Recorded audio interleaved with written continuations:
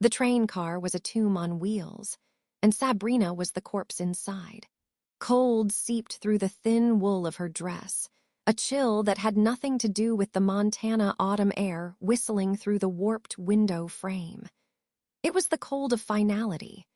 The ticket clutched in her gloved hand, a one-way passage to a man named Nicholas Blackwood, felt like a death warrant.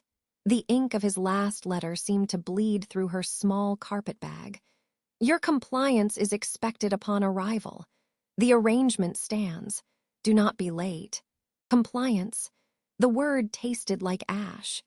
The locomotive's whistle screamed, a long, mournful sound that echoed through the vast, darkening emptiness of the frontier. The train began to slow, its iron wheels shrieking in protest against the tracks. Sabrina's heart hammered a frantic counterrhythm against her ribs. Thump, thump, thump, thump. This was it. The end of the line, literally. The sign outside her grimy window slid into view. The platform was deserted, bathed in the sickly yellow glow of a single gas lamp. No bustling porters, no welcoming committee, just shadows and wind. As the train groaned to a halt, Sabrina forced her stiff limbs to move. She descended the steps, the sole of her boot crunching on gravel that sounded unnaturally loud in the silence. The train gave one last hiss, as if sighing in relief to be rid of her, and then began to pull away, leaving her standing alone with her single bag. That was her first mistake, believing he would be here. She waited. 1 minute. 5, 10. The wind picked up, carrying the scent of pine and something else, something wild and musky that made the fine hairs on her nape prickle. The gas lamp flickered. He's not coming. The voice came from the shadows beside the station house, deep and rough, like stones grinding together. Sabrina jumped, her bag falling to the ground with a soft thud. A man detached himself from the darkness, his form resolving under the lamplight.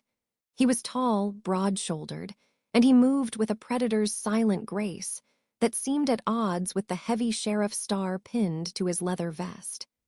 His face was all hard angles and stern lines, shadowed by the brim of his hat, but his eyes, they caught the light and seemed to hold it, a pale, piercing gray that saw right through her. He didn't smile. "I said he's not coming," he repeated, his voice lower this time. A statement, not a question. I'm to meet Mr. Nicholas Blackwood," Sabrina managed, her own voice a thin, reedy thing. She straightened her spine, trying to summon dignity from the tattered remains of her courage. "There must be a misunderstanding." "No misunderstanding." The sheriff, Sebastian, his nameplate read, took a step closer. He didn't touch her, but his presence was a physical force, an energy that vibrated in the space between them. It wasn't threatening, not exactly. It was overwhelming, like standing too close to a lightning-struck tree. Blackwood left town 2 days ago, cleared out his accounts, told old man Higgins at the mercantile he had no further use for the merchandise he ordered. Merchandise? The word was a slap. Sabrina's breath hitched. The world tilted slightly. She had sold the last of her mother's jewelry for this ticket. She had nothing. No money, no return fare, no reputation to go back to. She was abandoned in a town whose very name sounded like a warning. Sebastian watched her, those wolf-gray eyes missing nothing. The tremble in her hands, the desperate swallow, the sheen of humiliation and terror in her own eyes. A low, almost inaudible rumble vibrated in his chest, a sound he quickly stifled. "What's your name?" he asked, and his tone shifted just a fraction. Less stone, more curiosity. "Sabrina," she whispered. "Sabrina Vale." "Sabrina." He tested the name, and it sounded different in his mouth. Not fragile, but something to be considered. "You got any people, anywhere to go?" The laugh that escaped her was brittle, close to a sob. "No." He was silent for a long moment, his gaze scanning the empty, dark street leading from the station into the town. The wind carried that wild scent again, stronger now, and with it, another sound, a distant, echoing howl that was not quite a wolf's, but something that made Sebastian's jaw tighten. His eyes flicked toward the dense wall of pines that pressed against the town's edge. "You can't stay here," he said finally, the decision hardening his voice. "The boarding house is full with loggers, and it's not safe after dark." "Why?" The question was out before she could stop it. His eyes locked back on hers. "This is wild country, Miss Vale. Things in the mountains get hungry." He bent, picking up her carpet bag as if it weighed nothing. "You'll come with me. I've got a spare room. It's not much, but it's got a lock on the door." It was insanity. Going off into the night with a strange, intimidating lawman in a town that had already swallowed one promise whole. But the alternative, a night on this desolate platform, was a colder, more certain kind of madness. The howl came again, closer this time, raising goose flesh on her arms. "Thank you," she said, the words barely audible. He gave a short, sharp nod. "Don't thank me yet." He led her to a waiting horse and wagon, the only rig in sight. He helped her up onto the seat, his hand large and warm around her elbow, the contact sending an unexpected jolt through her. He felt it too. She saw his nostrils flare slightly as he released her, turning away to check the harness. Little did she know, that simple touch had sparked a fuse neither of them could yet see. The ride to his cabin was a blur of dark shapes and ominous sounds. The wagon wheels crunched over the rocky path, a steady rhythm against the symphony of the night. The sigh of the wind in the towering pines, the skitter of unseen things in the underbrush, the relentless, distant rush of a river. Sebastian didn't speak. His silence was a heavy, living thing. Sabrina clutched the seat edge, her senses screaming. She could feel him beside her, a contained storm of heat and restrained power. "You the only law in Wolfspire?" she asked, just to break the silence. "Yes." "Is it a peaceful town?" His lips quirked, a humorless shadow of a smile. "It has its moments. Most folks keep to themselves. Some have stronger opinions on outsiders." The wagon rounded a bend, and his cabin came into view. It wasn't the rough shack she'd half expected, but a sturdy, two-story structure of logs and stone, nestled in a clearing with a well-tended garden gone fallow for winter. A lantern glowed warmly in a window. It looked safe, solid. He pulled the wagon to a halt by a small barn. "Get inside, I'll see to the horse." Sabrina scrambled down, hurrying to the porch. The front door was unlocked. She pushed it open and stepped into a main room that was starkly, almost severely masculine, but clean. A stone fireplace, a worn leather chair, a table with a single book. And the smell, leather, wood smoke, and that same wild, clean scent that clung to Sebastian, but here it was deeper, ingrained in the very logs of the walls. She heard him come in behind her, his boots heavy on the plank floor. He moved past her to light another lamp. "Rooms upstairs, first door on the left. There's water in the pitcher. I'll be down here." He wouldn't meet her eyes now. He seemed agitated. A muscle ticked in his jaw. He kept flexing his hand as if it ached. "Sheriff Sebastian," she ventured, "I am in your debt." At that, he did look at her. The lamplight carved his face into stark planes of light and shadow, and in his eyes, she saw a flash of something raw and hungry, so intense it stole her breath. It was gone in an instant, banked behind a wall of rigid control. "Get some sleep, Sabrina," he said, his voice a gravelly command. "Don't come downstairs, no matter what you hear." Before she could ask what he meant, he turned his back on her, a clear dismissal. The message was clear. The conversation was over. The sanctuary came with rules. Confused and exhausted, Sabrina took the lamp he indicated and climbed the narrow stairs. The spare room was indeed simple. A narrow bed, a washstand, a hook on the wall. But it was clean, and as promised, the door had a solid iron lock. She set the lamp down, her body trembling with the day's final adrenaline crash. She listened. Below, she heard the heavy tread of Sebastian's boots pacing. 1 circuit, 2, then silence, then a sound, a low, pained groan, followed by the distinct, sickening pop and crack of bone. Sabrina froze, her blood turning to ice. She crept to the door, pressing her ear against the rough wood. Breathing. Heavy, ragged animal breathing. A scrape of claws on the floorboards. A deep, reverberating snuffling sound, followed by a whine that was pure, unadulterated agony. Don't come downstairs, no matter what you hear. Her hand went to the lock. Her heart was a wild drum in her throat. Every instinct screamed at her to turn the iron key, to barricade herself in. But another part, a part she didn't understand, was drawn to the sound of that pain. It called to something deep and forgotten within her. The sound subsided, replaced by a tense, waiting silence.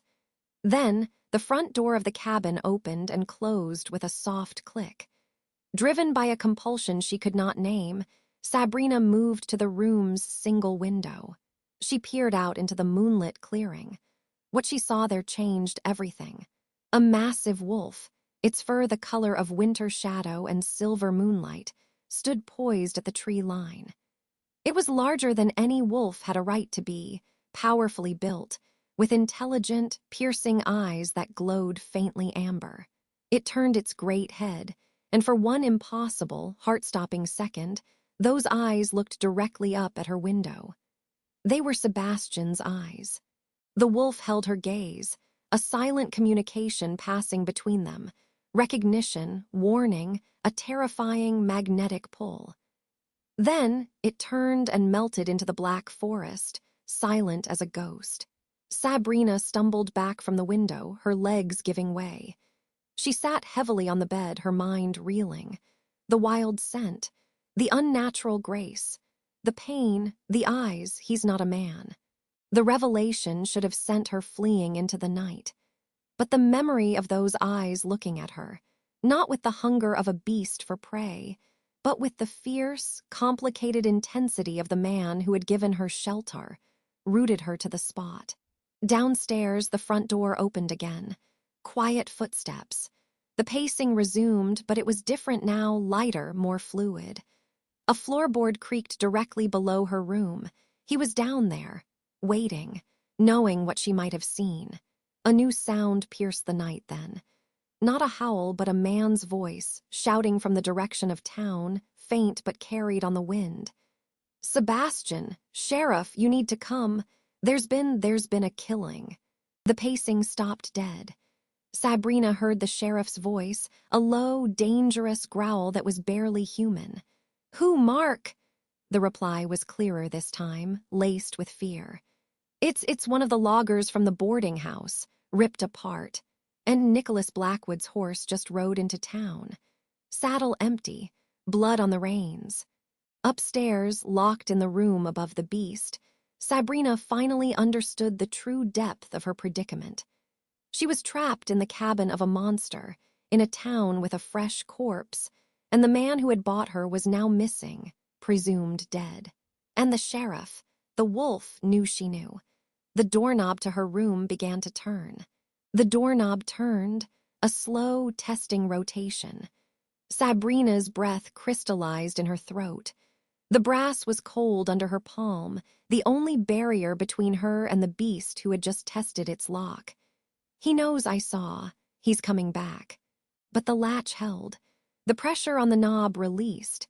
Heavy, retreating footsteps thudded down the stairs, followed by the solid thump of the cabin's front door closing. Silence rushed in, louder than any growl. She was alone, or was she? The memory of those yellow eyes in a wolf's skull was seared onto the back of her own. A monster had given her refuge. And now, somewhere in the dark, another monster had killed a man. The wind outside was the first sound to return, a low moan through the pines. Then, the distant, frantic barking of a dog from the direction of town. Wolfspire was waking to violence. Sabrina's legs gave way and she slid down the door, her back against the solid wood, the coarse weave of her travel dress scratching her neck. Her mind was a shattered mirror, each fragment a terrifying image. Blackwood's empty smile at the station, Sebastian's imposing silhouette against the sunset, the grotesque, bone-cracking symphony from the room below, the wolf, Sebastian. "What happens now?" she whispered to the empty room. The question echoed. Would he send her away? Would he silence her? The sheriff was the law here, but what law governed him? Logic, cold and thin, began to stitch the fragments together. He had left. A man was dead. Blackwood was missing. Sebastian, as sheriff, had to go. That was the reprieve. She had time. Not much, but some. She couldn't stay here, trembling in a locked room. She had to see. Pushing herself up, her limbs stiff with fear, she went to the window. The moon was higher now, bleaching the clearing of color. The woods were a wall of black velvet. No sign of the wolf. No sign of anyone. Her gaze dropped to the ground directly below her window. The disturbed earth, the deep, clawed prints she'd seen from above, they were gone, smoothed over, as if by a careful, sweeping hand. He'd covered his tracks. Literally. The act was more chilling than the transformation. The beast was impulsive, a force of nature. The man was calculating. He'd come back upstairs, heard her at the door, tested it, and then gone out to erase the evidence before answering the call of duty. Which one was she dealing with? A new sound split the night, the sharp, rhythmic clatter of a horse being ridden hard on the hard-packed road. It faded toward town. Sebastian, heading to the murder. If only I had known the truth before I stepped off that train, she thought, a hollow ache in her chest. I'd have run into the wilderness and taken my chances with the bears. But she hadn't known. And she was here, in the lair of a shapeshifter, in a town that felt as closed as a fist. Her options were non-existent. She had no money, no friends, and the man who'd bought her was probably dead. Sebastian was her only tether to safety, even if that tether was a claw. Exhaustion, a heavier weight than fear, finally pulled her from the window. She didn't undress, simply lay atop the quilt on the narrow bed, staring at the exposed roof beams. Every creak of the settling cabin made her flinch. She listened for the return of the wolf, for the sound of the door opening, for the heavy tread on the stairs. She heard only the endless wind. Dawn came not with a sunrise, but with a gradual graying of the shadows. Sabrina hadn't slept. She was still lying rigid on the bed when the unmistakable sound of a horse and wagon approached, the wheels crunching on gravel. It stopped outside. Her heart hammered against her ribs. Was it Sebastian, or someone else? A knock at the front door, firm but not urgent. "Miss Vale," Sheriff said to fetch you. The voice was unfamiliar, male, older. Not Sebastian. Sabrina sat up, smoothing her hopelessly wrinkled dress. She crept downstairs, her hand skimming the rough-hewn log wall. The main room was empty, neat, betraying nothing of the night's horrors. She unlocked the front door and opened it a crack. An old man with a face like weathered saddle leather stood on the porch. He wore a shopkeeper's apron and a look of polite neutrality. "Name's Higgins. I run the mercantile. Sheriff's tied up with matters. Asked me to bring you into town, get you settled at the boarding house for the day. Said it weren't fit for you to be out here alone." His eyes, sharp and miss-nothing, took her in, the rumpled clothes, the shadows under her eyes, the tremor she couldn't quite suppress. He didn't comment. "The boarding house," Sabrina's voice was a rasp. "Is that safe?" Higgins's expression didn't change. "Safer'n out here, I'd reckon, specially now. The incident happened south of town.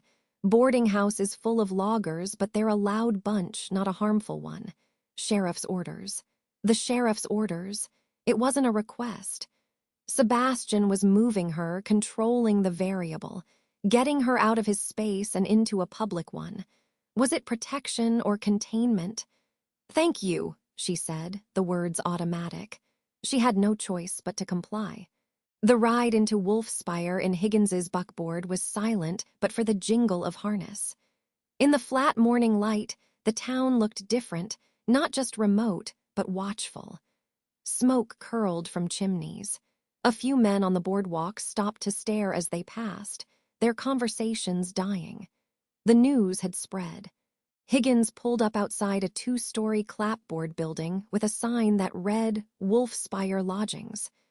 The sounds of male laughter and the smell of strong coffee and bacon wafted out. "I'll be back for you at sundown," Higgins stated. "Sheriff says you're to stay put until then. Meals are covered." "Back for me? To take me where?" "To the sheriff's cabin, I assume," Higgins said, his tone implying the answer was obvious. "Ain't no other place for you. Boarding house is full up for the night." The reality clamped down on her. She was to be passed between them like a parcel. Days in a crowded public house, nights in the solitary cabin with the sheriff. With the wolf, a prisoner of courtesy. Sabrina stepped down, her legs unsteady. Higgins gave a curt nod and flicked the reins, leaving her standing alone on the boardwalk as the wagon rattled away. The door to the lodging house opened before she could knock. A stout woman with flour-dusted arms filled the doorway. "You'll be the one Sebastian's minding," she said, no nonsense. "I'm Martha. Come in. You can sit in the back parlor, it's quiet. The boys are all out at the site anyway." "The site?" Sabrina asked, stepping into the warm, crowded hallway. Martha's face darkened. "Where they found poor Pete, the logger. Nasty business. Sheriff's got the whole area cordoned off. Men are all gone to gawk or work." She ushered Sabrina into a small, stuffy room at the back of the house with a settee and a drooping fern. "You stay here. I'll bring you some tea and toast. Don't wander, town's on edge." The door clicked shut. Sabrina was alone again, but this silence was filled with the ghosts of boisterous men and the echo of a violent death. She went to the room's single window, which looked out onto a narrow alley between buildings. She could hear the low murmur of voices from the street, snippets carried on the breeze. "Torn clean open, they say. Blackwood's horse was lathered in blood. Sheriff was out all night tracking. Found nothing but shadows. Never should have come to this valley." The last voice was closer, right outside the window. 2 men, she thought, pausing in the alley. "Aye," grumbled a second voice. It was Mark, the man who'd brought the news last night. "But he did come, and now he's gone and his merchandise is sitting pretty in the sheriff's care. Don't that strike you as mighty convenient?" Sabrina froze, her blood turning to ice. "You ain't suggesting Sebastian had aught to do with it?" the first man asked, skepticism clear. "I'm suggesting the sheriff has particular instincts," Mark said, his voice dropping. "And Blackwood was a stranger bringing trouble to his door. A trouble that's now a frightened little woman under his roof. The timing is off, is all I'm saying. Pete was killed by an animal, a big one. That's plain, but Blackwood, that's a different scent." Their footsteps moved off, leaving Sabrina trembling. They suspect him, not of being a monster, but of being a murderer. And they saw her as a piece of the puzzle, merchandise that had conveniently changed hands. A wave of nausea hit her. She was trapped between a town that viewed her with suspicion and a protector who was an actual, honest-to-goodness monster. Where did that leave her? Martha brought the tea, and Sabrina drank it mechanically, the hot liquid doing nothing to thaw the cold dread in her stomach. The day dragged on, a torture of stillness and fear. She heard the loggers return, their usual boisterousness dampened to a somber rumble. The word bear was used, but it was uttered without conviction. Just as the long shadows of afternoon began to stretch across the floor, the front door of the lodging house opened, and a new silence fell, heavy and immediate. Boots, familiar in their heavy, deliberate tread, sounded in the hall. Sebastian's voice, deep and gravelly with fatigue, spoke to Martha. "Is she here?" "Back parlor, Sheriff." The footsteps approached. The door opened. Sebastian filled the frame. He looked like he'd been dragged through hell. His shirt was smudged with dirt and something darker. His jacket was slung over his arm, and his face was a mask of grim exhaustion. But his eyes, those piercing, too aware eyes, were clear. They locked onto Sabrina, and she saw the question in them, sharp as a blade. "What did you hear last night?" "Miss Vale," he said, his voice formal for the benefit of anyone listening. "I need to speak with you regarding Nicholas Blackwood." He stepped inside and closed the door. The room shrank. He didn't sit, just stood, a tower of worn-out authority and latent danger. The scent of pine, cold earth, and a faint, metallic tang clung to him. Blood. "You've had a long day, Sheriff," Sabrina managed, her voice small. "It's not over," he said. He studied her face, reading the fear she couldn't hide. "You didn't sleep. Would you have?" The retort slipped out, braver than she felt. A flicker of something, surprise, maybe respect, crossed his features. "No, I suppose not." He paused, the weight of the unsaid crushing the air between them. Blackwood's horse returned to its stable. He did not. Signs of a struggle were found about 3 miles south, near the river trail. No body. Sabrina's hand flew to her mouth. "He's dead." "It's likely. The killing of the logger, Pete, was animalistic. Brutal. Blackwood's disappearance is different. Messier. Human." His gaze was relentless. "The town is scared. They're looking for answers and for someone to blame. Strangers are easy to blame. You think I had something to do with it." The injustice of it sparked a feeble anger. "I think you're a connection to it," he corrected, his tone low. "And connections draw attention. My cabin is on the edge of town, isolated. After dark, it's not safe. You'll continue to stay there for your own protection." "From the town or from you?" She screamed inside her head. Aloud, she asked, "And what protects me there?" The question hung in the air. Sebastian took a single step closer. The distance between them crackled with the unspoken truth of the night before. She could see the faint stubble on his jaw, the weariness etched around his eyes, the sheer, contained physical power of him. He was so utterly, terrifyingly human in that moment, and she knew it was a lie. "I do," he said, the words a low vow. "You are under my protection, Sabrina Vale. That is the law in Wolfspire, my law," he was telling her. He was acknowledging the power dynamic without speaking the secret. She was his responsibility, his charge, and his prisoner. "The men in the alley," she whispered, compelled by a need to test him. "They think it's convenient. Blackwood gone and me with you." His expression hardened, a flash of the predator in the glint of his eye. "I heard what they think. Let me worry about the town. You will come with me now. We're going back to the cabin." It wasn't a request. He offered his arm, a grotesque parody of gentlemanly conduct. After a moment's paralyzing hesitation, she took it. His forearm was like corded iron under her fingers. The contact sent that same, inexplicable current through her, not just fear but a shocking, unwanted awareness. He felt it too. She saw his jaw tighten. He led her out through the silent, watching main room of the boarding house and into the twilight. His horse, a massive black gelding, was tied outside. Without a word, he lifted her onto the saddle and then swung up behind her, his body a solid, enclosing wall of heat at her back. They rode out of town, past the staring eyes, and into the gathering gloom of the forest road. The intimacy of the ride was unbearable. She was pressed against him, every shift of the horse moving them together. He didn't speak. The woods grew darker, the cabin just ahead. "Why?" The word burst from her, barely audible over the hoofbeats. "Why are you doing this? You don't know me. I'm nothing to you. I'm just trouble." He was silent for so long she thought he wouldn't answer. Then, his voice rumbled close to her ear, a confession woven into the dusk.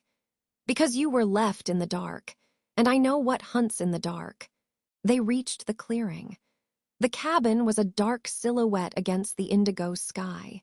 He dismounted and helped her down, his hands lingering for a fraction of a second on her waist before releasing her. He led the horse to the small stable. Sabrina stood alone in the clearing, hugging herself. The events of the last 24 hours, the abandonment, the terror, the secret, the murder, swirled into a single, desperate resolve.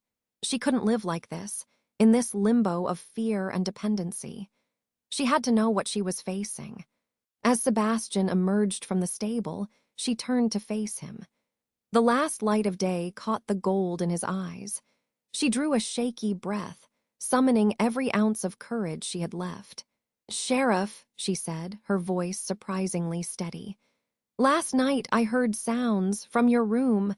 I went to the window." She forced herself to hold his gaze, to see the wolf lurking in the man's face. "I saw what left this cabin." Sebastian went utterly still. The casual exhaustion fell away, replaced by a predatory alertness. The air grew thick, charged. The wind died. In the profound silence, she heard it, the low, warning growl that wasn't coming from the woods. It was coming from him. His eyes, fixed on hers, began to shimmer with that unholy, molten gold.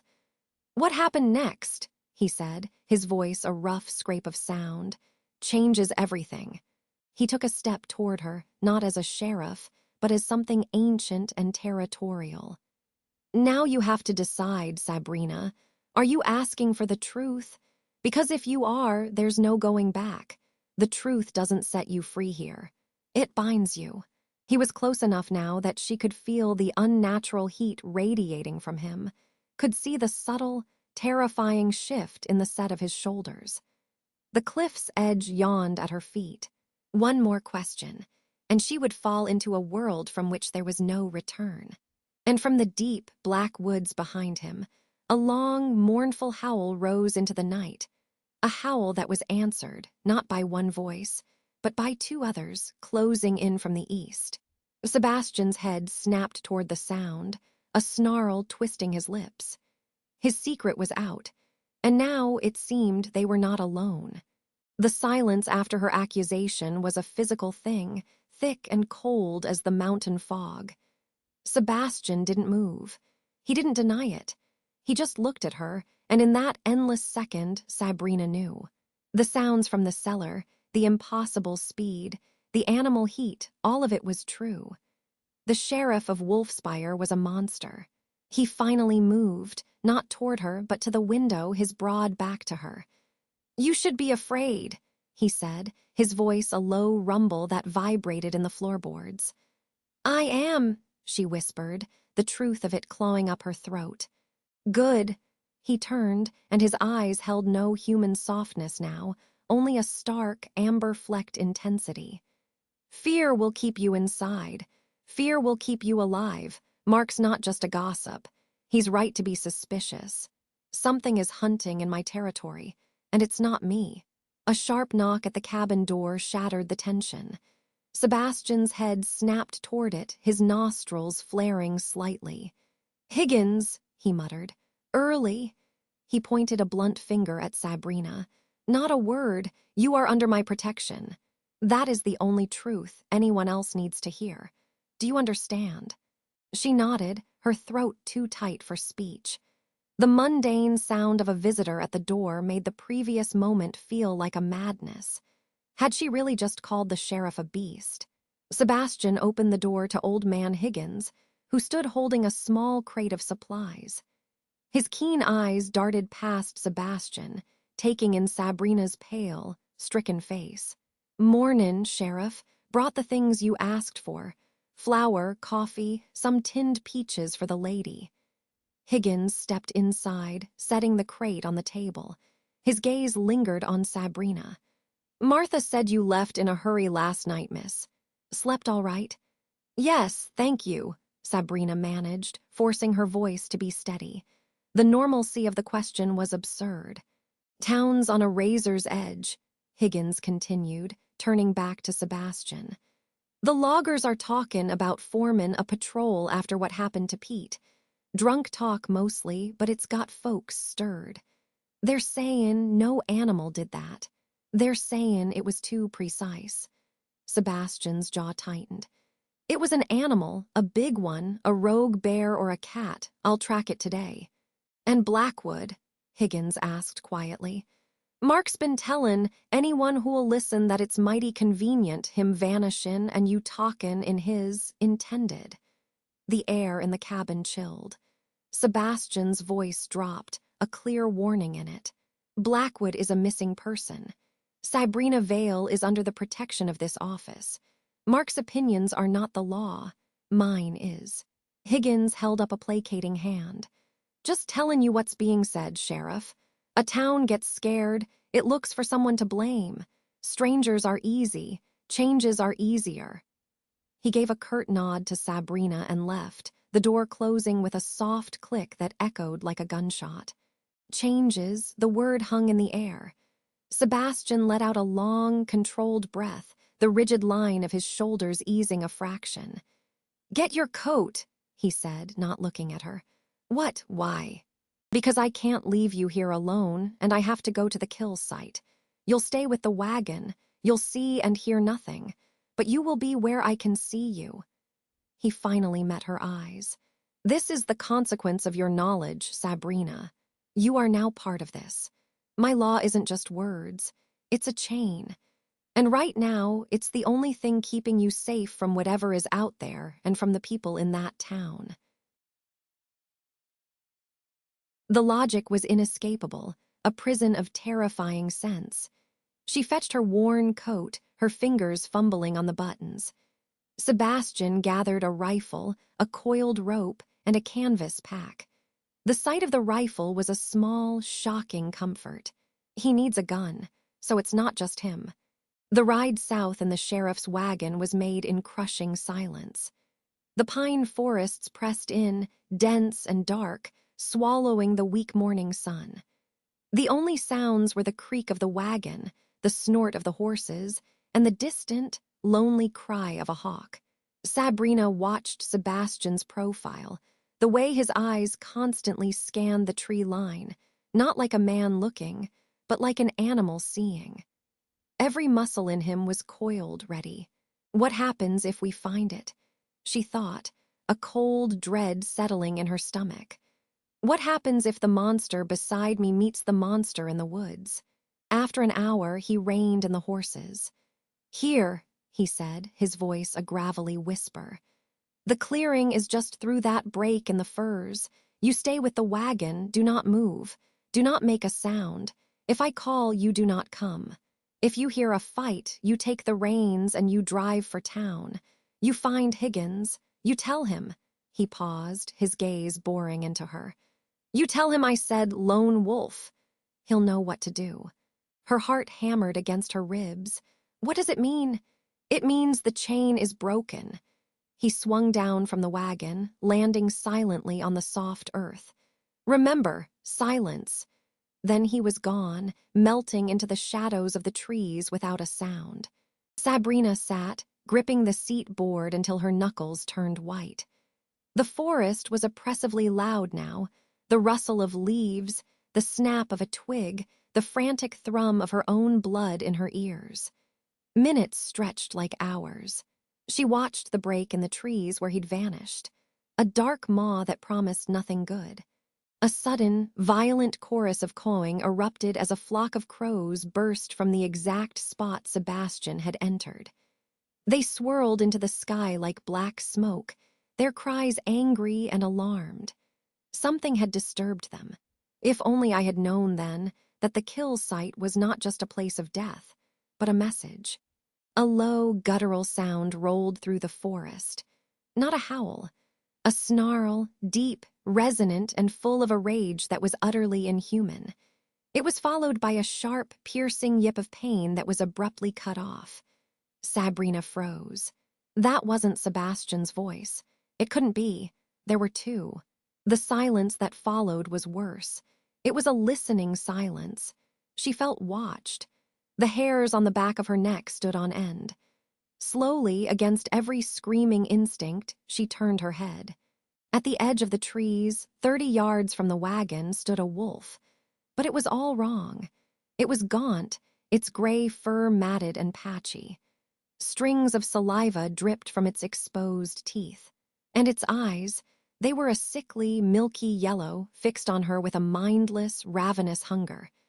It took a step forward, its head low. She couldn't breathe. She couldn't move.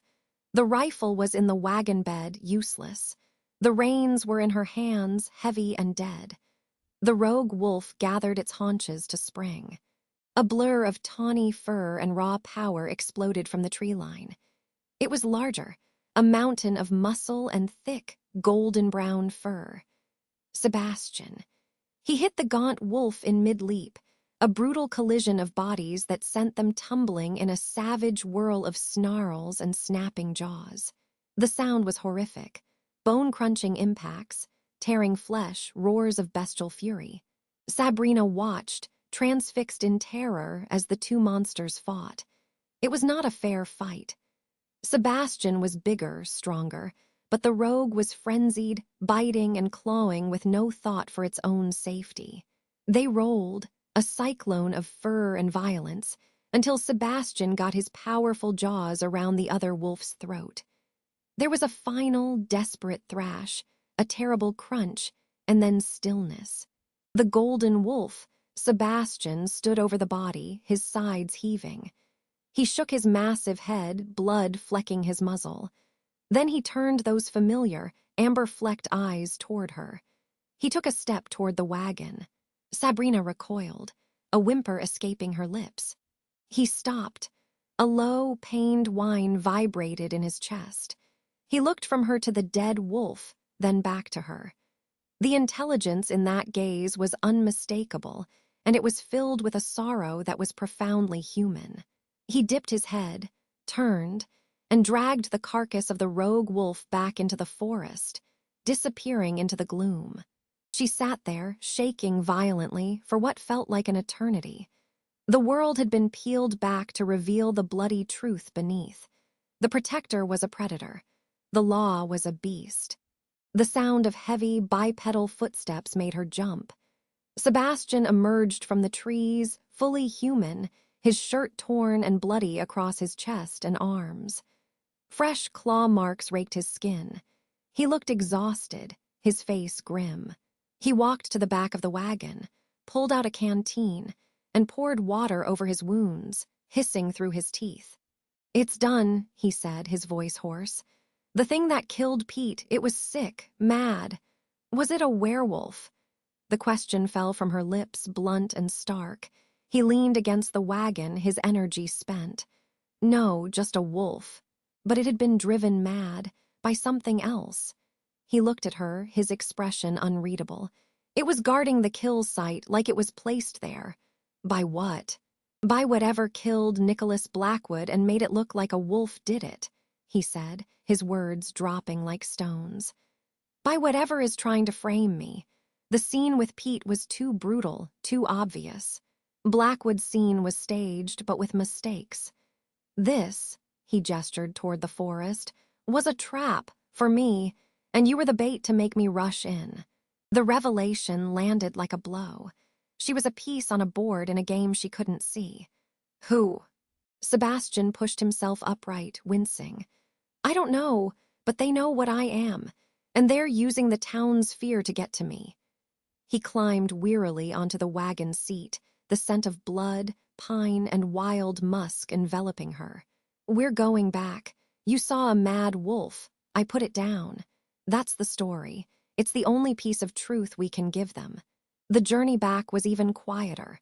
The weight of the shared secret was a tangible thing between them.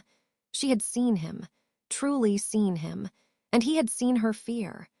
As Wolfspire came into view, Sebastian spoke, his eyes on the road ahead.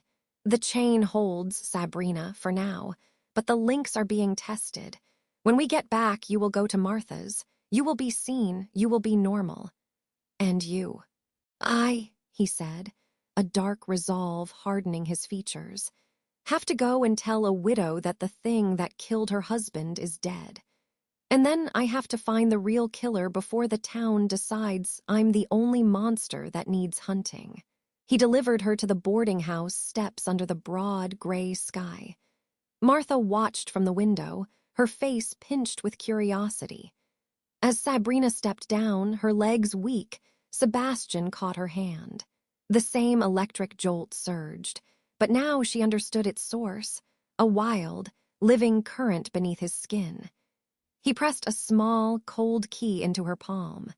"The cellar," he whispered, his lips barely moving. "If the howls come from the town, not the forest, if they come for me, you go there. Lock yourself in. Don't come out for anyone but Higgins. You understand." She closed her fingers around the key, its teeth biting into her flesh. It was an answer and a doom. She nodded. He released her hand and clicked the reins, the wagon rolling toward the sheriff's office. Sabrina stood on the steps, the key burning a secret in her hand, watching the solitary sheriff ride away. The town around her felt different now, not just suspicious, but actively hostile, a cage of watching eyes. Martha opened the door. "Well, come in, girl. You look like you've seen a ghost." If only, Sabrina thought, climbing the steps. If only it were just a ghost. That night, lying in the narrow bed of her rented room, listening to the boarders snore downstairs, she heard it. Not a howl. A sound that was infinitely worse. It was the distinct, metallic click of a hammer being drawn back on a rifle. It came from right outside her door. And then a voice, low and rough with drink and fear, whispered through the keyhole. "We know he's been here, witch. We know you're his. The sheriff can't protect you from what's coming."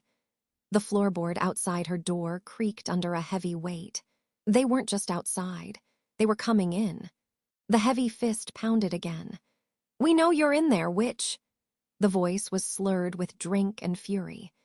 Sabrina Vale stood frozen, her back pressed against the cold wood of the boarding house door, the key to Sebastian's cellar a burning secret in her fist. His protection is over, they'd said. The words were a death sentence. If only she had known the true shape of the trap, she would never have left the wagon. Downstairs, Martha's sharp voice cut through the gloom. "You louts clear off my stairs. I won't have blood on my rugs." "Stay out of this, Martha. This is for the town," another man growled. Sabrina's breath hitched. The doorknob rattled violently. It was a flimsy lock, meant for privacy, not siege. Her eyes darted to the window, a sheer drop to the muddy alley below. No escape. The pounding became a rhythmic thud of a shoulder against the door. The wood groaned. Crash. The sound wasn't from her door. It was from downstairs, a tremendous splintering of wood and the jangle of the front door bell being torn from its mount. A sudden, profound silence fell on the landing outside her room. Then, a new voice. Low, calm, and carrying the absolute weight of authority. It filled the stairwell, icy and precise. "The next man who touches that door loses the hand." Sebastian. Relief, sharp and dizzying, flooded Sabrina. She heard scuffling, muttered curses, the creak of floorboards as the men retreated from her door. "Sheriff," one of them dared. "She's your creature. Pete's dead and Blackwood's gone. Strangers bring bad luck. She's a witch, and you're not right." "My office is open at 8, Sebastian's voice replied, devoid of all warmth. "You can file a complaint. Until then, you are disturbing the peace, threatening a citizen under my protection, and damaging private property. The cell is cold tonight, but it's empty. Would you like to fill it?" The threat was plain. More shuffling, then the sound of heavy boots trudging down the stairs and out through the ruined doorway. The confrontation was over, but the accusation hung in the air, poisonous and thick. Sabrina listened to the murmurs below, Martha's indignant tones, Sebastian's quieter replies. A minute later, a single set of footsteps ascended the stairs and stopped outside her door. Sabrina! It was him. Open the door. Her hands trembled as she turned the lock. He stood there, not in his sheriff's coat, but in a simple dark shirt, his face etched with a fatigue that went beyond physical tiredness. He looked at the splintered wood around the lock, his jaw tightening. "You're coming with me," he said, his voice leaving no room for argument. "They called me a witch," she whispered, the words finally escaping. "They said your protection is over." "It isn't," he stated, his gaze holding hers. "Gather your things, all of them, you're not staying here." What happened next changed everything. She moved on numb legs, stuffing her meager belongings into her carpet bag. Sebastian waited, a silent, imposing sentinel. When she was done, he took the bag from her and guided her down the stairs. Martha stood in the wreckage of her front door, arms crossed. She gave Sabrina a look that wasn't unkind, but was deeply wary. "She's in my custody now, Martha," Sebastian said, placing a few coins on the shattered front desk. "For the door." "Just see it settled, Sebastian," Martha replied, her eyes flicking to Sabrina. "The town's on a razor's edge." The night air was biting. Sebastian's wagon was parked outside, the horse stamping impatiently. He helped Sabrina up, his touch brief and electric even through her gloves. He flicked the reins, and they moved away from the few lit windows of Wolfspire, back onto the dark road toward his cabin. The silence between them was a living thing. The forest loomed, a darker mass against the starry sky. Sabrina could still hear the snarls of the mad wolf, see the monstrous shadow that was Sebastian battling it. "Who were they?" she finally asked, her voice small against the vast night. "Loggers, friends of Pete," Sebastian answered, his eyes on the road. "Their fear makes them brave and stupid. They've been drinking at the saloon, listening to whispers." "Whispers from who?" "That's the question." He glanced at her. "Did you use the key?" She pulled it from her pocket, the metal warm from her grip. "I didn't have time. They came too fast." He nodded, a grim satisfaction in the gesture. "Good. It means our enemy is impatient. They wanted you scared or taken before I could intervene. Using the key would have marked you as someone who knows too much." The wagon rolled into the clearing where his cabin stood, solid and silent. He helped her down, took her bag, and unlocked the front door. The interior was dark, but he moved with unerring confidence, lighting a lamp on the table. The fire in the hearth was dead. "Sit," he instructed, gesturing to the chair by the cold fireplace. He busied himself rebuilding the fire, his movements efficient. As the first flames caught, he turned to her, the firelight carving shadows into his face. "The trap in the clearing was meant for me," he began, his voice a low rumble. "The mad wolf was a message, a taunt. Only another of my kind could have compelled a wolf to that state, to stand guard over a kill. They left Blackwood's horse. They killed Pete in the same way, to make it look like the work of a rogue wolf or a rogue sheriff." Sabrina swallowed. "Another of your kind." "A werewolf," he confirmed, the word heavy in the cozy room. "But not from any pack I know. Alone like me, but malicious, organized. They know this territory. They know my role here. And they are systematically destroying it." He paced, a caged predator. "They took Blackwood not just to kill him, but to remove the man who brought you here. They killed Pete, a loud, well-liked man, to stir the pot. And tonight, they stirred the loggers to come for you." "Why? What am I to them?" Sebastian stopped, his golden-flecked eyes capturing hers. "You are a wrench in the gears. You were meant to be a victim, a tragedy that highlighted my failure. Instead, I protected you. You are a living symbol that I am not the monster they are painting me to be. So you must be discredited or removed.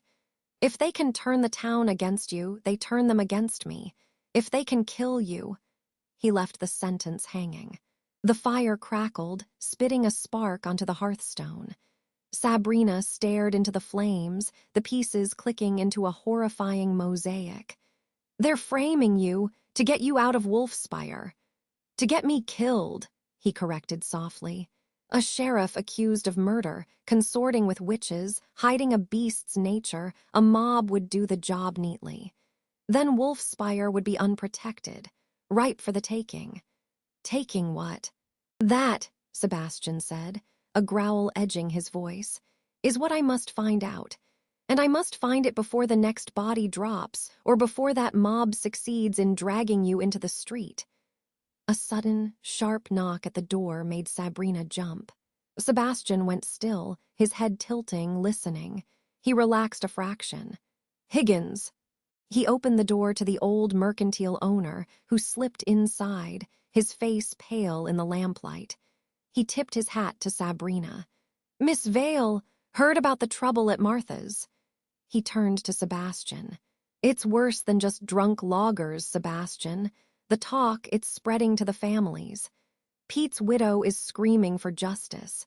She's saying you've been too quiet, that you're hiding something. And she's not wrong, is she?" Sebastian didn't answer. Higgins sighed, pulling a small, cloth-wrapped bundle from his coat. "Found this tucked behind a flour barrel at the back of my store. Didn't put it there." He unwrapped it. Inside was a large, vicious-looking hunting knife, its blade stained a rusty brown. "That's blood, and it's not old. And this was with it." He held up a single, silver button, embossed with a distinctive, familiar pattern of interlocking trees. Sabrina's breath caught. That's from Nicholas Blackwood's coat. I sewed one back on for him on the train. He said they were custom-made." The room went cold. Higgins looked from the button to Sebastian's stormy face. "Planted in my store. For me to find, or for someone else too. They're not just framing me for the killings," Sebastian said, his voice deadly quiet.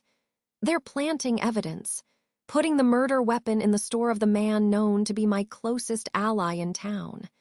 He took the knife, sniffing the blade. His expression darkened. Wolfsbane resin rubbed into the blood, a poetic touch. "What does that mean?" Sabrina asked. "It means," Higgins answered for him, his voice grave, "whoever is doing this doesn't just know what he is. They know how to hurt him. Wolfsbane is poison to his kind." The consequence of the night's events settled like a shroud. The threat was no longer vague suspicion. It was a constructed narrative with physical proof. Sebastian was being boxed in. "You need to run, Sebastian," Higgins urged. "Take the girl and go, tonight." "No," the word was final. "If I run, I confirm every lie. Wolfspire falls, and they win." He looked at Sabrina, the fire reflecting in his eyes. "We need to draw them out. Into the open." "How?" Sabrina whispered, dread coiling in her stomach. Sebastian's gaze was unwavering. "We use what they want. They want you isolated. They want you vulnerable. So tomorrow you will be." "Sebastian, you can't be serious," Higgins started. "I'll take her to the old line shack up by the North Ridge. It's known to a few. I'll make a show of leaving her there, of going on a manhunt for Blackwood's killer. They'll be watching. They'll see their chance." "You're using her as bait," Higgins hissed. "I am offering her as a target," Sebastian corrected, his eyes never leaving Sabrina's. "But I will be the trap. I won't be miles away. I'll be in the trees waiting. They want to remove the complication. Let them try. And when they do, I will end this." Sabrina's heart hammered against her ribs. The memory of the mad wolf's jaws, the terror of the pounding door, it all screamed at her to refuse, to hide. But she looked at Sebastian, at the grim determination and the shadow of guilt in his eyes. He was offering her a choice, a terrible, active role. "And if you're wrong?" she asked, her voice surprisingly steady. "If you're too far away or there are too many of them, then you use this." He walked to a heavy chest by his bed, unlocked it, and pulled out a small, single-shot Derringer. He pressed it into her hand. It was cold, shockingly heavy for its size. And you run for the root cellar. The key will keep you safe. Nothing will get through that door. The weight of the gun was a sobering anchor. This was real. This was life and death, her death on the line. She was no longer just a stranded bride. She was a player in a hidden war. "All right," she heard herself say. "I'll do it." Higgins looked between them, his old face a mask of worry. "God help you both." He turned to leave, pausing at the door. "The wind is shifting, Sebastian. It smells of blood and lies. You trust your nose, you hear?" After Higgins left, the cabin felt too large and too small all at once. Sebastian banked the fire. "Sleep, I'll keep watch." Sabrina didn't argue. She took the narrow stairs to the loft, the derringer a secret weight in her skirt pocket. She lay in the dark, listening to the sounds of him moving below, the soft scrape of a chair, the click of him checking his rifle. Dawn came, gray and cold. They shared a silent breakfast of hard bread and coffee. The plan was simple, brutal. He drove her north out of the clearing onto a rougher track that climbed into the hills. The line shack was a dilapidated, single-room structure nestled against a rocky outcrop, overlooking a steep ravine. It was the perfect place for an ambush, isolated, with only one approach. Sebastian helped her down. He spoke loudly for unseen ears. "You'll be safe here until I return. I'm tracking sign to the south. I'll be back by nightfall." He pressed the cellar key into her hand again, his fingers lingering for a heartbeat. His voice dropped to a whisper only she could hear. "Remember, I will be watching, closer than you think." He gave her a curt nod, then turned the wagon and drove away, the sound of the wheels fading until only the sighing of the wind in the pines remained. Sabrina stood alone in front of the shack, the vast, indifferent wilderness stretching out around her. The silence was absolute and heavy with menace. She walked inside, the derringer held tight in her sweating hand. The hours crawled by. Every creak of timber, every scuttle of a pine needle on the roof, was a potential threat. As the afternoon light began to slant long and golden through the trees, she heard it. Not from the front, but from the side near the ravine. The soft, deliberate crunch of a foot on gravel. He's here, she thought, her blood turning to ice. Sebastian's here. She moved to the small, grimy window, peering out. A figure emerged from the tree line, moving with a confident, stealthy grace. It wasn't Sebastian. It was Mark, the townsman who had brought the news of Pete's murder. He held a long knife in his hand, and his face, usually so amiable, was set in a look of cold, focused intent. He wasn't looking at the shack door. He was looking directly at the window, directly at her, a small, cruel smile touching his lips. And she knew, with a certainty that froze her soul. Mark wasn't coming to rescue her. He was the whisper in the saloon. He was the planter of evidence. He was the other wolf. He raised a finger to his lips in a mocking shush, his eyes glowing with a faint, unnatural amber light. Then he shifted his grip on the knife and started toward the door. Mark's face, so familiar in the mercantile's lamplight, was now a mask of alien hunger. His eyes weren't just glowing, they were liquid gold, the pupils slitted like a cat's. The sight froze the air in Sabrina's lungs.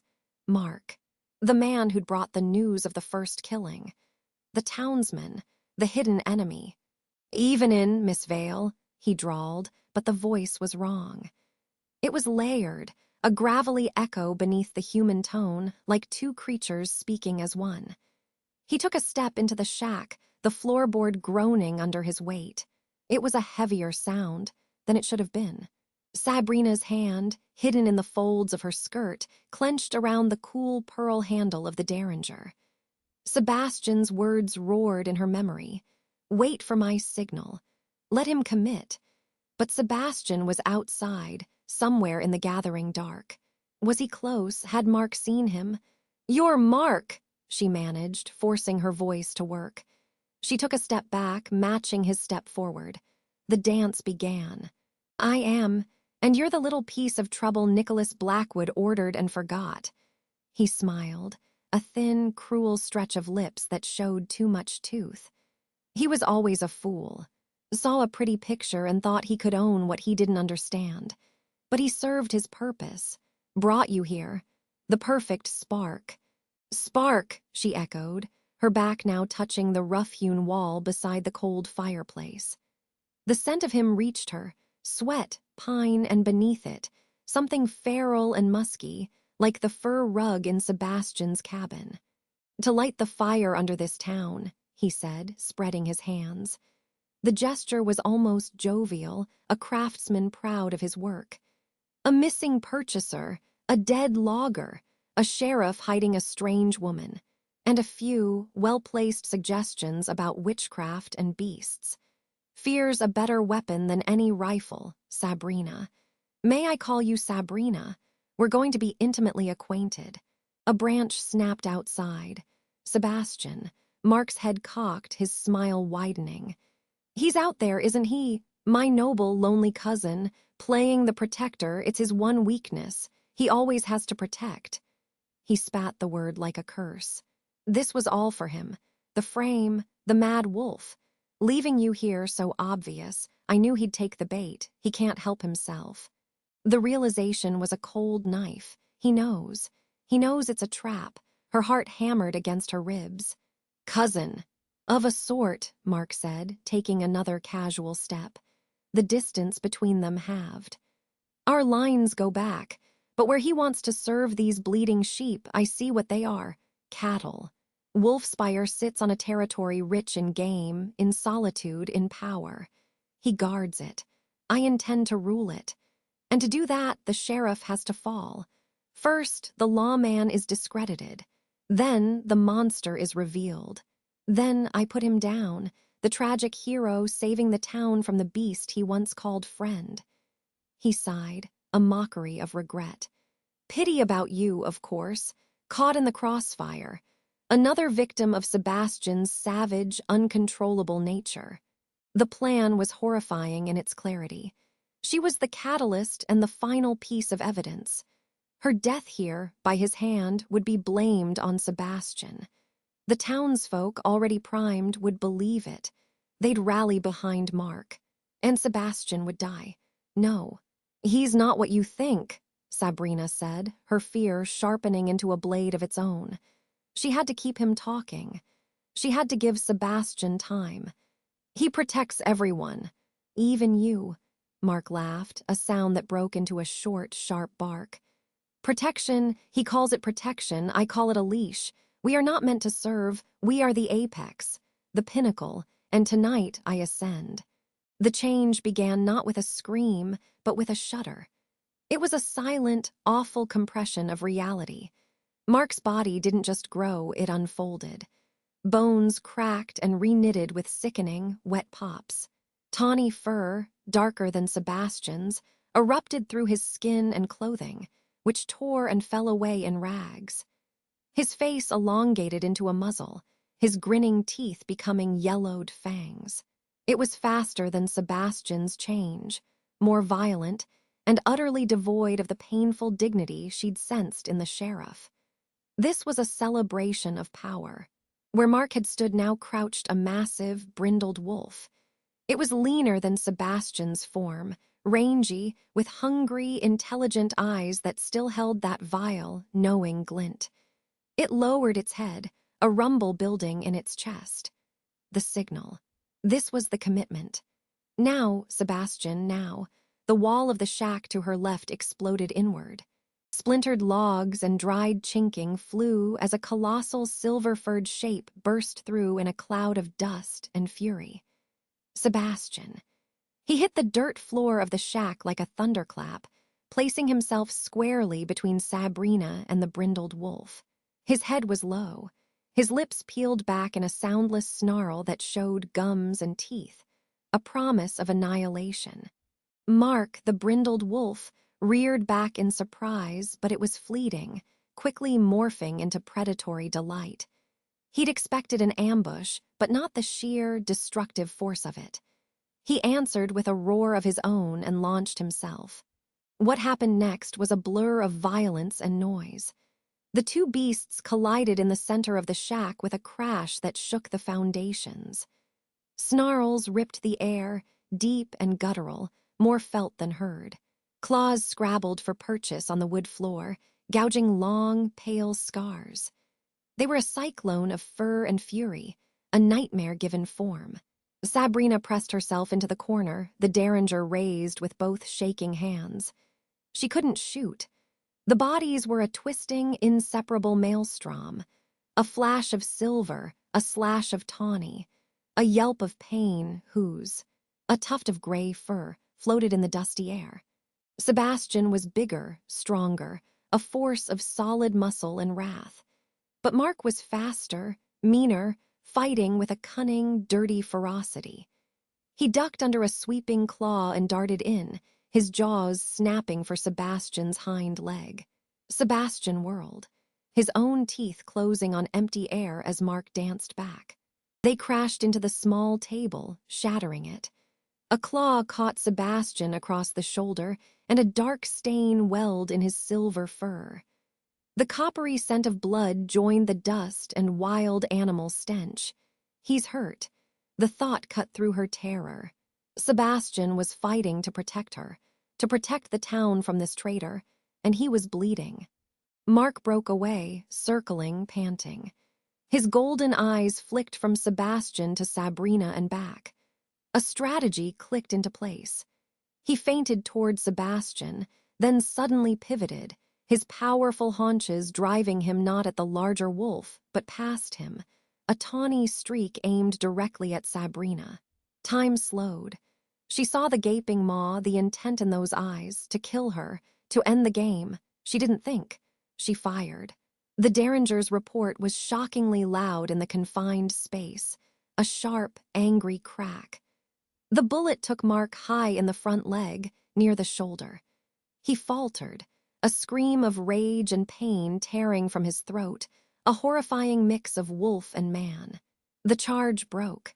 He stumbled, skidding to a halt just feet from her, his wounded leg held awkwardly. It was the opening Sebastian needed. A silver shadow descended. Sebastian's full weight slammed into Mark's side, driving him away from Sabrina and into the remains of the wall. Jaws of immense power closed on Mark's throat. Not to kill, to hold. The message was absolute. A low, continuous growl vibrated from Sebastian, a primal decree of dominance. Submit or die. Mark went rigid, then limp. The fight bled out of him.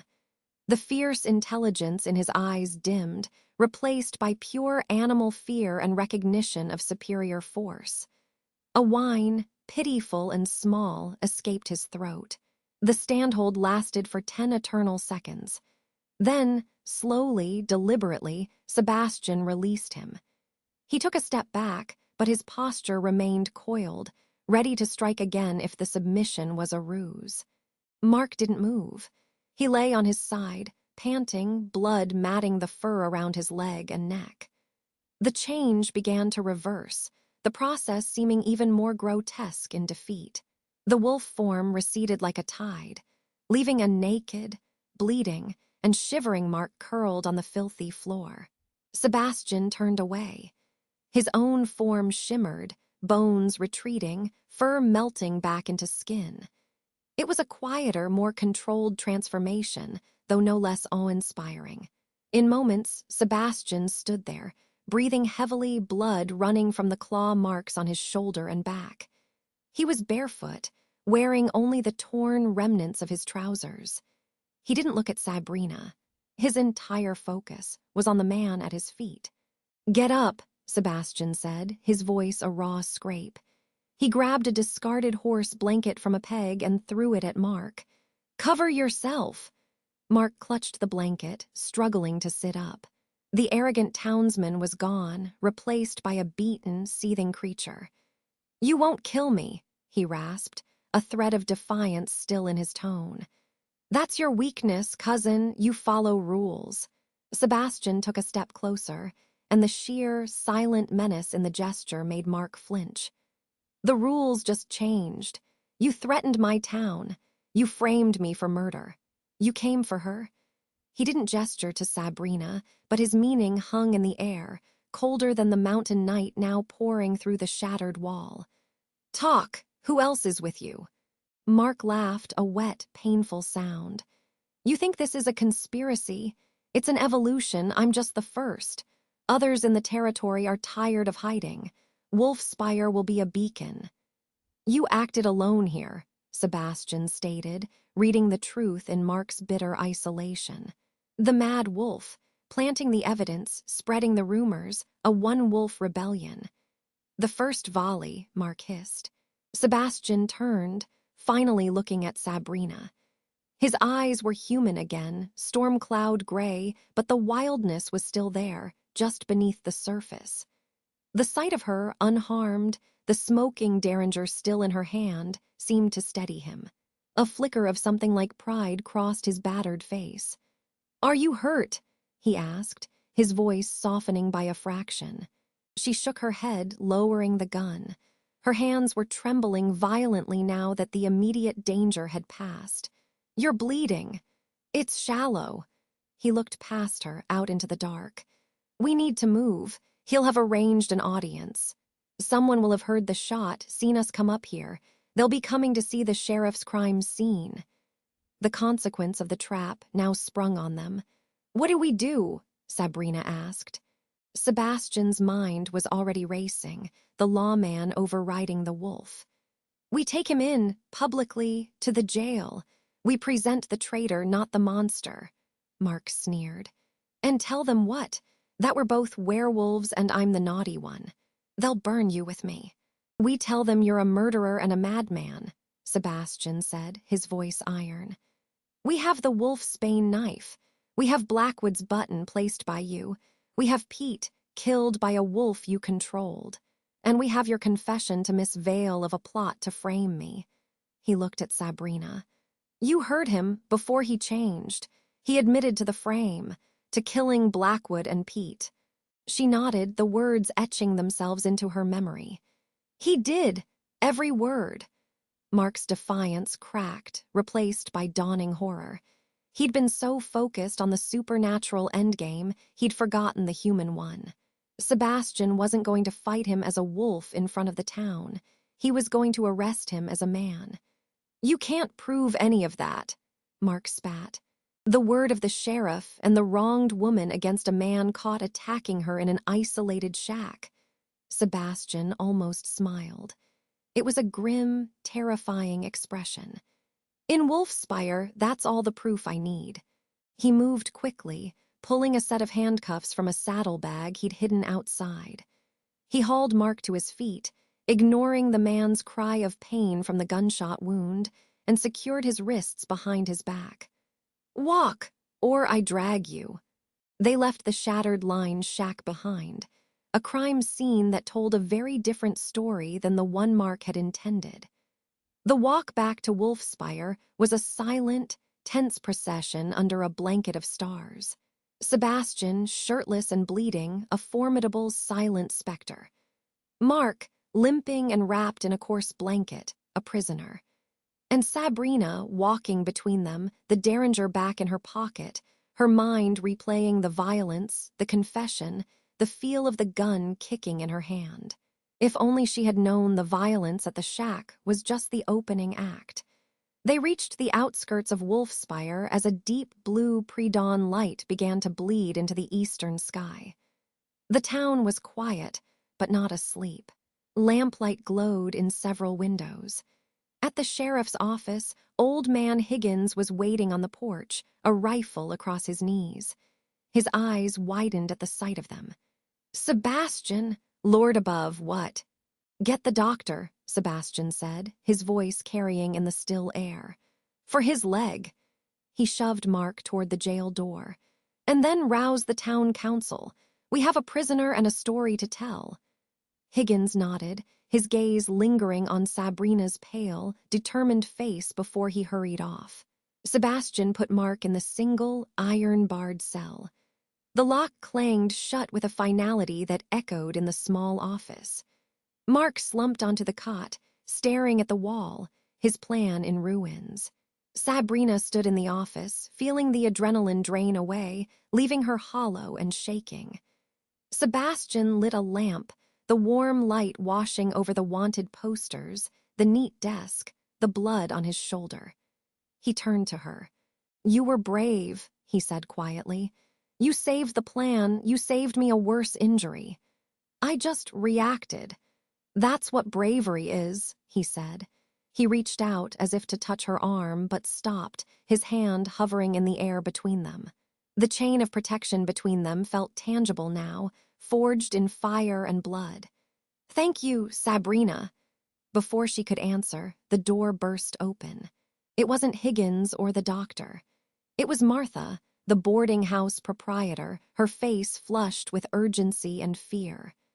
Behind her, crowded in the street, were a dozen townsfolk, their faces hard in the lamplight. "Sheriff," Martha gasped, her eyes darting to the cell where Mark glowered. There's been another one." Sebastian went very still.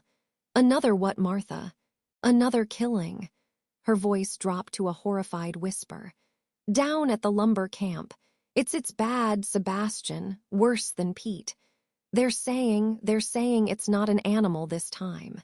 They're saying it was torn apart by a man." The air left the room.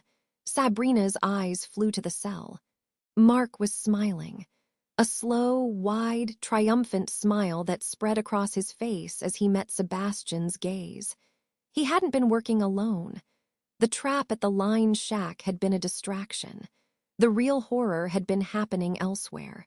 And as the first angry shouts began to rise from the crowd gathering outside the jail, all pointing at the bloodied sheriff and the strange woman in his office, Sebastian understood the true depth of the frame.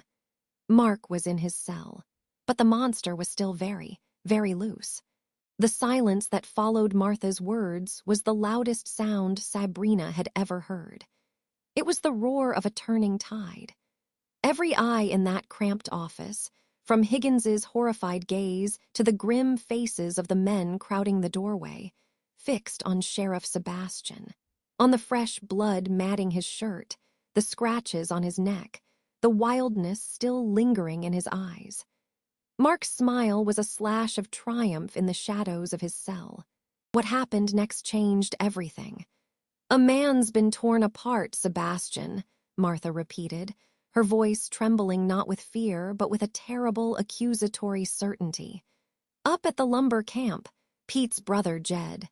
They found him rearranged, like a butcher's block. They're saying no animal did it. They're saying it was a man, a strong, furious man."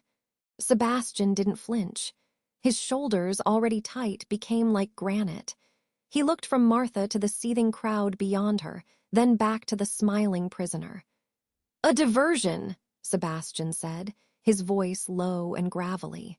"You let me catch you, to keep me busy." Mark's chuckle was a dry, rustling sound. "Cousin, you always were quick, just not quick enough. The flock is scared, and they're looking for their wolf." The crowd at the door pressed forward. A voice, raw with anger, shouted, "He's right here, covered in it." Sebastian moved.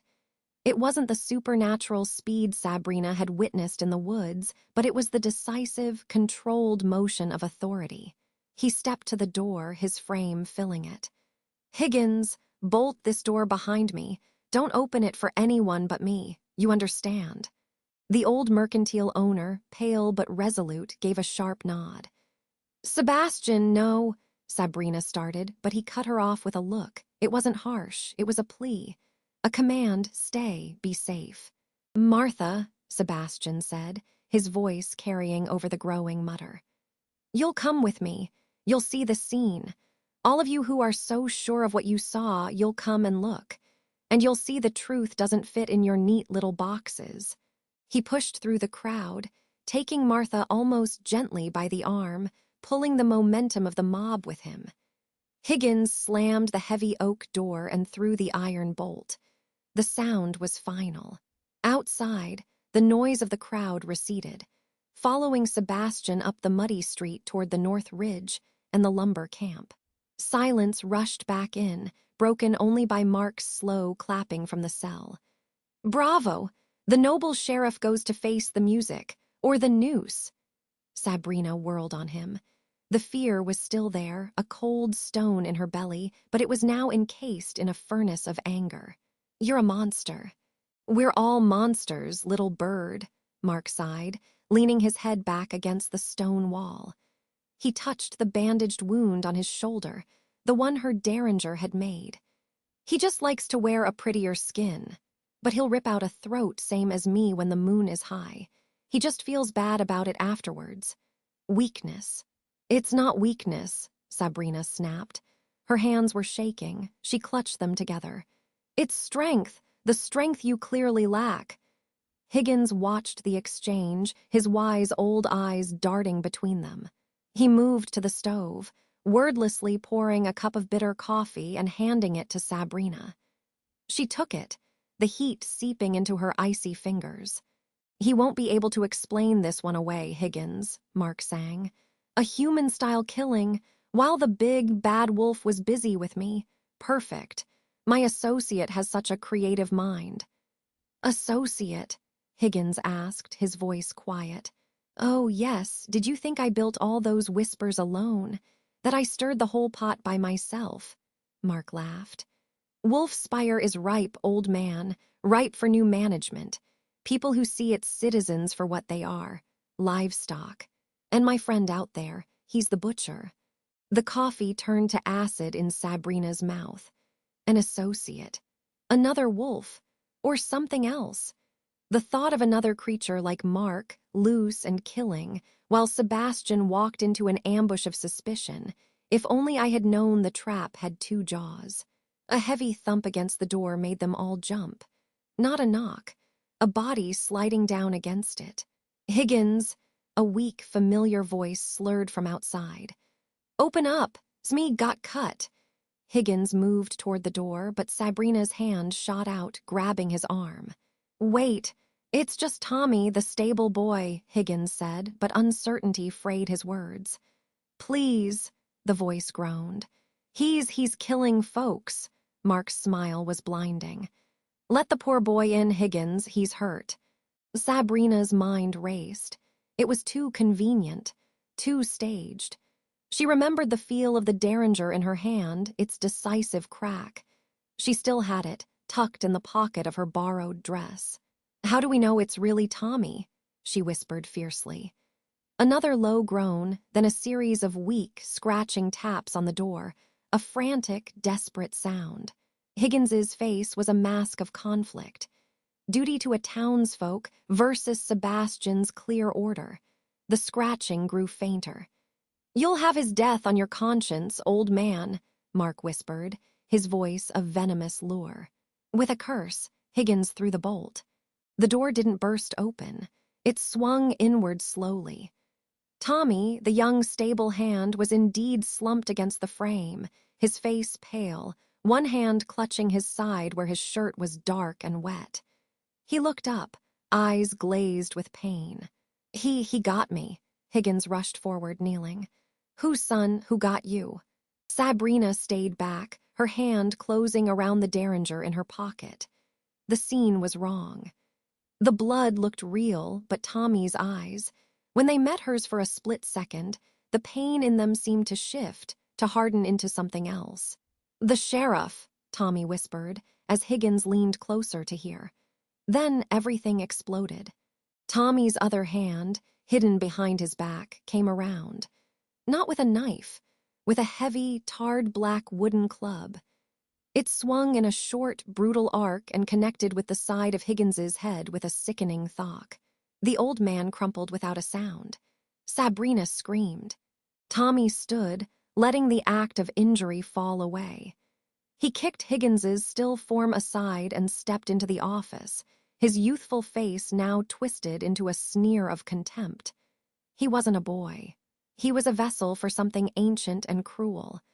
"Hello, merchandise," he said, and his voice had changed, deepened, becoming the voice from the woods, Mark's accomplice. Time to finish the order. Mark was on his feet, gripping the bars. Took you long enough. You were the distraction. I had art to make, the thing-wearing Tommy said, its eyes, a flat, soulless yellow, locked on Sabrina. Now the final stroke. The mail-order bride, slaughtered in the sheriff's own jail, by the sheriff's own hand. They'll burn him alive for it. Sabrina backed up until her spine hit Sebastian's desk. Her breath came in short, sharp gasps. The derringer was out now, pointed with a trembling hand. "Stay back!" It laughed, a sound like grinding stones. "Or what? You'll shoot me. That little pop gun barely stung my brother. It'll just make me angry." It took a step, then another. The club dripped with Higgins's blood. Sabrina's mind went blank with terror. Then it filled with a single, clear image. Sebastian, standing between her and the darkness, asking for her trust. He had given her a weapon, not just the gun. A purpose. She was not just bait. She was part of the chain. She fired. The crack in the confined space was deafening. The shot took the thing high in the right shoulder, spinning it around. It roared, not in pain, but in outrage. The club clattered to the floor, but it didn't go down. It turned back, its form shimmering, bones beginning to crack and reknit beneath Tommy's skin. It was going to change, here in this small space. "The keys," Mark bellowed from his cell. "On the hook, now!" The shifter lunged, not in full wolf form, but in a horrific, hybrid state, muscles bulging, jaw elongating. Sabrina dove to the side, rolling behind the desk. Her hand scrabbled across the wall, finding the iron ring of keys. She yanked them free. The shifter swiped at the desk, splintering wood. Saliva dripped from its fangs. It was between her and the cell block door. An idea, desperate and insane, formed. She wasn't a fighter. She was a survivor. And she had just locked herself in with two monsters. She threw the keys. Not to the shifter. She hurled the heavy ring not at the creature, but past it, through the open door of Mark's cell. They landed with a jangle at his feet. The shifter paused, confused. Mark stared at the keys, then at Sabrina, his expression one of pure, unadulterated shock. "You want out," Sabrina shouted, her voice raw. "He's not your butcher, he's your replacement. He framed you too. He gets me, he gets the town, and he leaves you here to hang for everything." The shifter snarled, "She lies." But the seed of doubt, planted in the fertile soil of a betrayer's mind, sprouted instantly. Mark saw it, the perfect frame. He, the captured wolf, his associate, free to kill and rule, having eliminated the troublesome bride and the meddling sheriff. He would be the scapegoat for it all. With a snarl of his own, Mark snatched up the keys. The shifter howled and turned to stop him, but it was too late. Mark fumbled, found the right key, and unlocked his cell door just as the shifter reached him. The two monsters collided in the narrow passageway between cells, a tangle of snapping jaws and tearing claws. It was not a fight between allies. It was a vicious, sudden civil war. Sabrina didn't wait to see the outcome. She scrambled to Higgins, dragging the dazed, bleeding old man toward the front door. He was a dead weight, moaning softly. Behind her, the sounds were horrific, snarls, the wet tear of flesh, the crunch of bone, the furious screams of two beings who had just realized they were each other's ultimate prey. She got Higgins over the threshold, into the cool night air, and pulled the heavy jail door shut, slamming the iron bolt home from the outside, locking them in. She collapsed on the boardwalk, Higgins's head in her lap, staring at the door as it shook and boomed with the fury of the battle within. The sounds from inside were dying, guttering into wet, final gasps. Then, silence.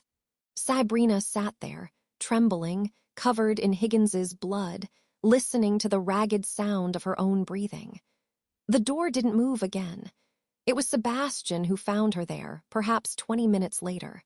He came at a run, alone, having left the mob at the lumber camp with grim instructions, and a mystery he couldn't yet solve. His face was etched with a fear she'd never seen on him before, a pure, human terror.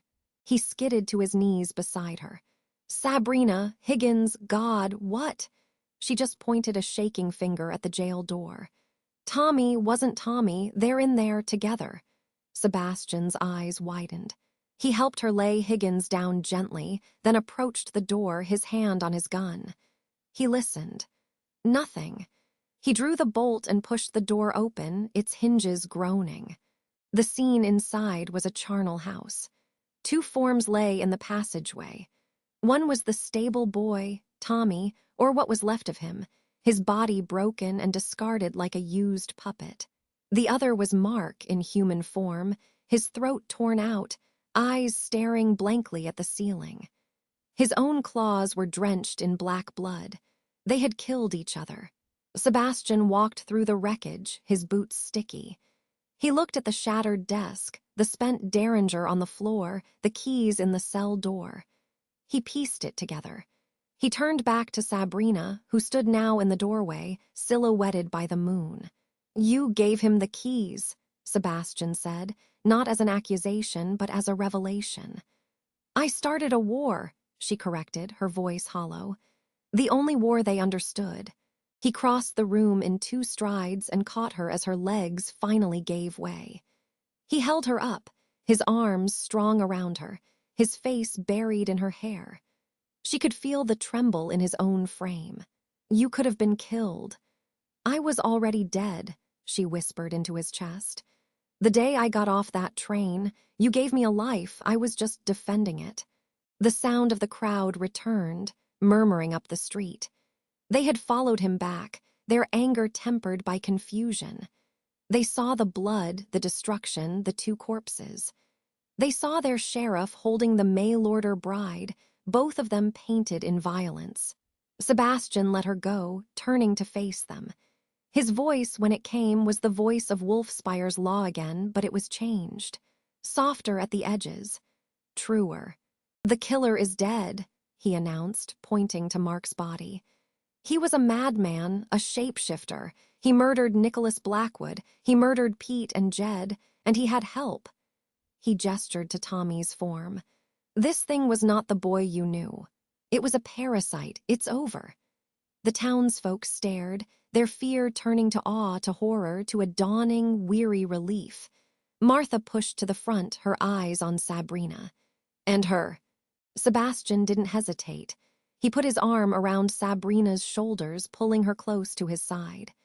"She is under my protection. She is brave. And she is staying." The words were a vow, spoken to the town, but felt by Sabrina in the very core of her being. Staying. The weeks that followed were a time of mending. Higgins recovered, his head hard as the anvil in his mercantile. The story of the mad wolves was accepted, a terrifying legend to explain the unexplainable. The town, scarred and weary, turned to the solid, quiet strength of their sheriff to rebuild. On a clear, cold evening, with the first snow dusting the peaks around Wolfspire, Sebastian found Sabrina on the porch of his cabin. Their cabin. She was wrapped in a thick shawl, watching the stars emerge. He stood beside her, the space between them humming with the unspoken. The chain between them was no longer one of debt or fear. It was a choice. "The moon will be full tonight," he said quietly. "I know," she replied, not looking at him but at the vast, dark wilderness. "Will you have to go?" He was silent for a long moment. "The urge is always there, the wild, but it's quieter now since you came." He turned to her. "I don't want to hide from you, Sabrina. Not ever again." She finally met his eyes. In them, she saw the man and the wolf, the protector and the creature, the solitude and the yearning. She saw home. "Then don't." He didn't transform that night. They sat together on the porch as the brilliant moon rose, its light painting the clearing silver. He told her of his kind, of the balance, of the lonely vigil he had kept. She told him of her life before, of the emptiness that had led her to a train platform in the middle of nowhere. Their stories wove together in the stillness. Later, as the fire crackled inside, he took her hand. His touch was warm, human, but the power beneath it was a constant, thrilling current. This life, it's not safe. It's not easy. The wild is always at the door. Sabrina laced her fingers through his. She thought of the Derringer's kick, the sound of claws on stone, the fierce, protective rage in his eyes. She thought of the profound peace of this hearth, of this man who was so much more. The wild, she said, her voice steady and sure, is the only thing that ever made me feel safe. Outside, under the watchful full moon, a single wolf's howl lifted into the night, not a challenge, but a song. It was answered by a deeper, quieter echo from the man by the fire, a resonance in his chest that Sabrina felt where their hands were joined. The chain was gone. In its place was a bond, forged in trust, tested in blood, and chosen in the quiet light of a Montana moon. The abandoned bride had found her refuge. The solitary sheriff was solitary no more. And in the wild heart of Wolfspire, a new legend began.